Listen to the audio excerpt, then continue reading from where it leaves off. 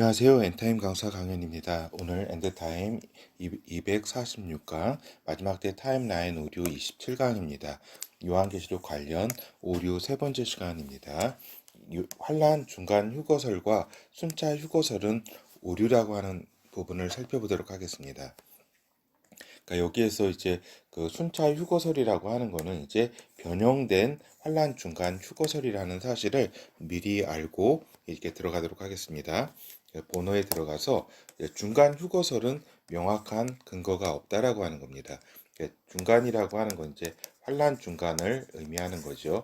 환란 중간에 휴거가 된다라고 하는 설인데 여기에 대해서는 성경은 명확한 근거가 없다라고 하는 사실을 말씀드립니다. 그러니까 이 부분은 이제 마지막 나팔에 대한 이제 오해에서 크게 비롯됐다라고 하는 것입니다. 마지막 나팔을 이제 전 3년 반이 지난 후에 얼마 되지 않은 시점에서 이제 불려지게 됩니다. 마지막 나팔이 그렇죠. 마지막 나팔이 이제 불려져야지 이제 저기 있잖아요. 주님께서 오신다고 하는 그 이제 바울 서신에 또 기록이 있기 때문에 마지막 나팔을 중요하긴 중요합니다. 그렇죠. 이는 전 3년 반 사역을 하는 두 증인이 죽음을 당하고 부활하여 승천한 후에 일곱 번째 나팔이 불려짐을 통해 알 수가 있는 것입니다. 그러니까 마지막 나팔이라고 하는 것은 이제 두 개로 생각해 볼 수가 있겠습니다. 이제 이 일곱 번째 나팔을 이제 마지막 나팔이라고 우리가 이제 생각해 볼 수 있겠고, 또한 주님께서 이제 그 호령과 이제 나팔 소리와 함께 강림할 때에 또 이제 나팔이 크게 불려집니다. 그래서 이제 이것을 또 이렇게 우리가 마지막 나팔이라고도 우리가 이렇게 이야기할 수가 있고, 또 예언적으로도 요 일곱 번째 나팔을 또 마지막 나팔이라고 이렇게 이중적으로 이해가 가능하다라고 하는 겁니다. 근데 요거와 이거는 같은 저기는 아니고요. 알겠죠? 요거는 이제 전 3년 반이 끝난 후에 이제 이제 불려지게 되는 거죠. 일곱 번째 나팔은. 그리고 이제 주님께서 강림하시면서 이제 내려오는 이제 나팔은 이제 주님의 맨 마지막에 아마겟돈 저기 전쟁 그때에 이제 저기죠. 이렇게 강림하셔가지고 아마겟돈 전쟁을 치르잖아요. 그때 이제 나팔이 불려지는 거죠. 그래서 요한계시록 11장 15절에서 19절을 보면은 일곱째 천사가 나팔을 불매, 그러니까 일곱 번째 나팔이 불려지는 겁니다. 하늘에 큰 음성이 나서 가로되 세상 나라가 우리 주와 그 그리스도의 나라가 되어 그가 세세토록 왕노릇하리로다 하니 그 하나님 앞에 자기 보좌에 앉은 24 장로들이 엎드려 얼굴을 대고 하나님께 경배하여 가로되 감사하옵나니 옛적부터 계시고 시방도 계신 주 하나님 곧 전능하신 이여 친히 큰 권능을 잡으시고 왕노릇 하시도다. 이방들이 분노하며 주의 진노가 임하여 죽은 자를 심판하시며 종을 종 선지자들과 성도들과 또 물론 대수하고 주의 이름을 경외하는 자들에게 상 주시며 또 땅을 망하게 하는 자들을 멸망시키실 때로소이다 하더라. 이에 하늘에 있는 하나님의 성전이 열리니 성전 안에 하나님의 언약궤가 보이며 또 번개와 음성들과 내성과 지진과 큰 우박이 있더라. 그렇죠. 일곱째 나팔이 불렸을 때에 이제 24 장로가 이제 또 이렇게 엄청난 감사를 이렇게 하잖아요. 그러니까 24 장로가 또 그 4장, 5장에서 이렇게 이 부분 굉장히 그 예수 그리스도께서 저기 이렇게 그 하늘 보좌에서 이렇게 있는 우리가 그 모습을 봤잖아요. 그것처럼 그 장로가 또 나온다는 거는 굉장히 이렇게 요 일곱 번째 나팔이 굉장히 중요한 사건임을 또 우리가 알 수가 있습니다. 근데 이제 이 일곱 번째 나팔로 인해서 펼쳐지는 사건은 그 안에 이 땅에 일곱 대접의 재앙을 내리는 것이 있고 또 예수 그리스도의 강림 그리고 또 강림하실 때의 휴거까지를 포함하는 것이다라고 하는 겁니다. 그러니까 이제 이게 굉장히 중요합니다. 그래서 이제 요 환란 중간 휴거설에 있어서는 이렇게 저기잖아요. 요 일곱 번째 나팔에 불면은 곧바로 이렇게 그렇게 휴거가 되는 것이다. 이렇게 이제 이해를 하는데 일곱 번째 나팔이 이제 불면은 그 안에 있는 사건이 이렇게 그 굉장히 이렇게 큰 넓고 큰 사건이 이렇게 들어가 있는 것을 우리가 이해를 해야 한다라고 하는 것입니다. 그래서 요 일곱 주께서 이렇게 강림하신다던가 이렇게 휴거라든가 이런 것이 포함되어 있는 것이다라고 하는 겁니다. 근데 요한계시록은 그 이전의 예언은 그러니까 요한계시록 그 이전의 예언에 있어서는 그냥 단순히 마지막 때라고 이렇게 표현을 했는데 이렇게 포괄적으로 언급되어 있는데 반해서 마치 현미경처럼 자세하게 마지막 때 일어날 일들을 요한계시록은 이렇게 순차적으로 이렇게 예언해 놓고 있습니다. 그러니까 다른 요한계시록 이전에 그러한 이제 그 성경 예언들은 굉장히 이제 마지막 때라고 포괄적으로 이렇게 저기가 되어 있는 거죠, 기록이. 근데 이렇게 요한계시록은 세세하게 이렇게 그 순차적으로 다 일어날 일을 다 기록하고 있다. 그래서 이렇게 일곱째 나팔이라고 하는 것이 일곱째 나팔을 불면은 곧바로 이렇게 뭐 휴거가 돼가지고 된다라고 이렇게 이해를 하고 있는데 그게 아니라 일곱째 나팔이 거기 의미하는 그 사건들 그것이 이렇게 굉장히 이렇게 포괄적 많이 있는 것이다. 일곱 재앙도 그러니까 대접 재앙 있잖아요. 그 재앙도 다 여기 안에 들어가는 것이고 이러하다 하는 겁니다. 그래서 환란 휴거설 중 이제 주류 이제 환란 휴거설도 이제 또 여러 가지 이제 견해들이 있는데 그 주류는 일곱째 나팔이 이제 불려지면서 휴거가 된다고 생각을 한다. 그러나 일곱째 나팔은 위에서 언급했다시피 그 안에 많은 사건을 포함하고 예수 그리스도의 강림 후에 휴거가 이제 있다라고 하는 거, 휴거가 있는 것까지 이렇게 포함하는 것이다라고 하는 겁니다. 그래서 이렇게 그 일곱째 나팔이 이렇게 딱 불려지는 그때의 휴거로 이렇게 생각하는 것은 그렇게 어떤 요 의미가 맞지가 않다라고 하는 겁니다. 그리고 이제 계시록 14장에 추수 환상에 대한 오해가 있다라고 하는 부분입니다. 그러니까 이게 일곱째 나팔에 대한 이제 오해 그리고 이제 그 제 14장 추수 환상에 대한 오해가 환란 중간 휴거설을 만들고 있다라고 하는 것이죠. 그러니까 한편 그 계시록 14장에 천사 추수 환상을 환란 중간 휴거설의 근거로 보고 있다.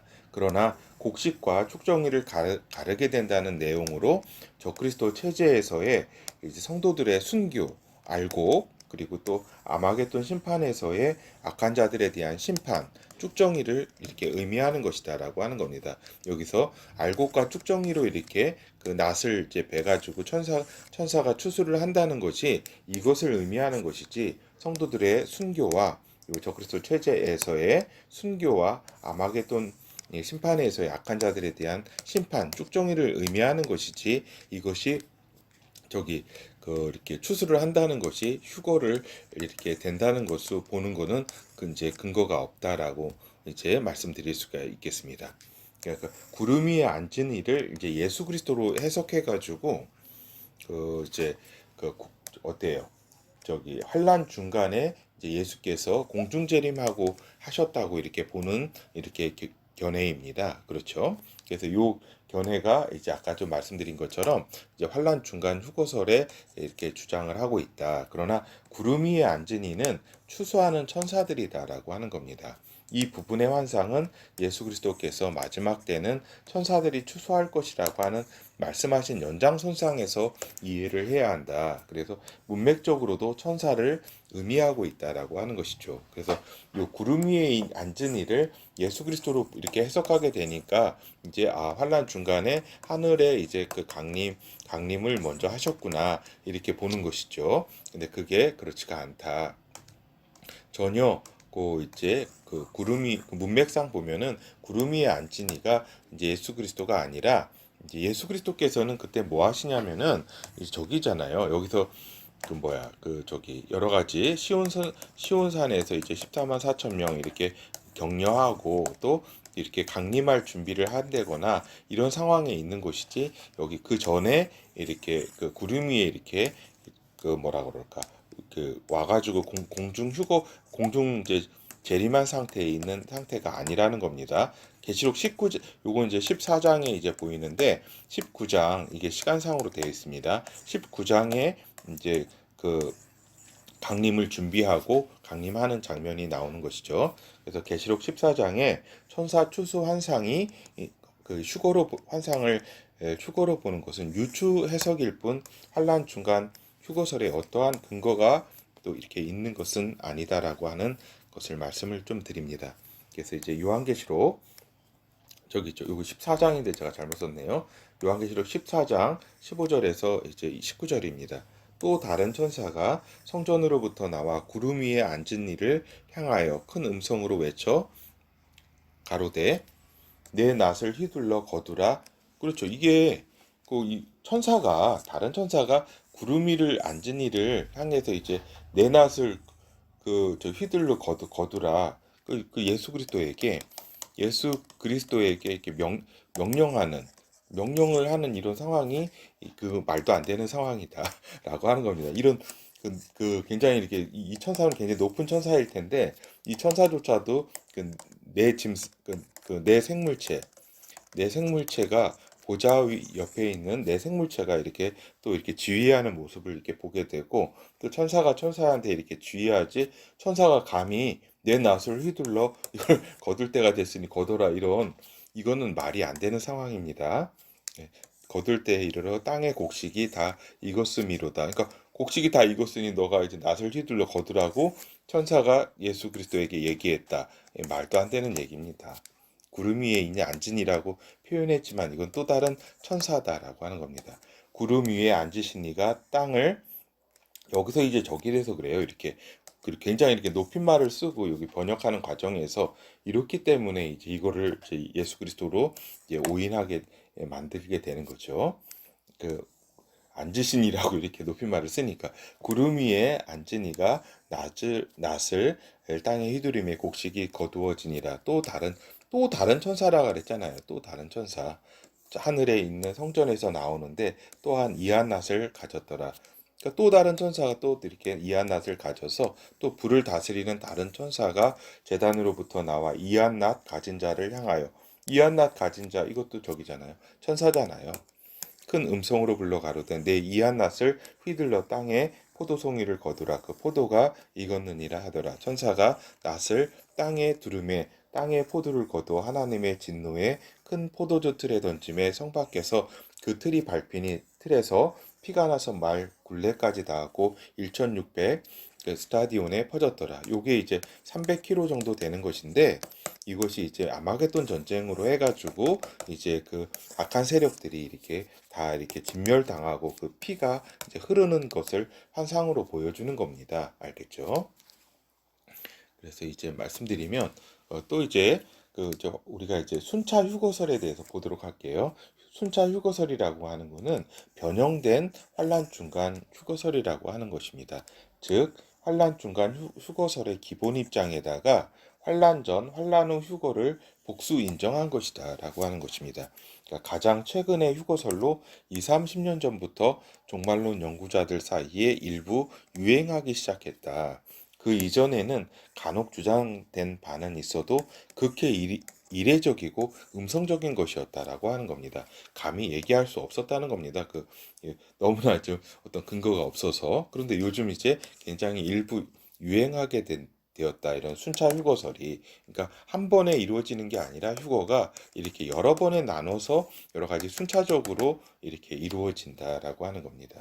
그래서 순차 휴거설에는 그 두 번에 걸쳐서 세 번에 걸쳐서 4차 네 번에 걸쳐서 여러 가지 그 순차 휴거설이 이제 존재한다.